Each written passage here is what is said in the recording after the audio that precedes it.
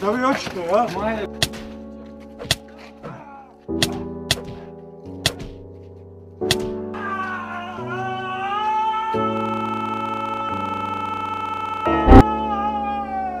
Ptica grabljivica u dolini.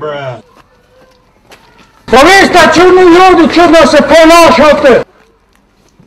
Moram pozvati ljudi koji se čudno ponašaju. Halo. U ovoj ulici, SNU je ovo. Vamo između Teštuk, Herac, Eriv, kod velike kuće, bila je padema. Dođite. Dobar dan. Ovi su me napale, ljudi koji se čudno ponašaju, pa bi vas zamolio da ih otrate u zatvor. Koji ljudi, zašto? Momci su u redu. Ljudi su ovi pravi nered i oni su me napali. Krivci su. Dok ja u zatvor. Kako sam vam rekao? I u redu. Sve u redu, tu je sve okej. Kući. Teštuk, Herac, Eriv.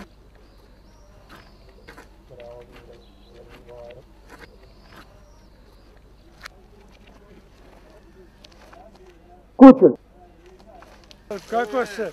Di si, otkad te nisam vidio čovječe, kako si? Dobro sam i ja. Kad si se vratio? Šta si htio reći, odakle si se vratio? Ovako bio sam... Vidi se po tebi da si se vratio s planine. Ma ne po frizuri, nego imaš jaku frizuru, razumiješ?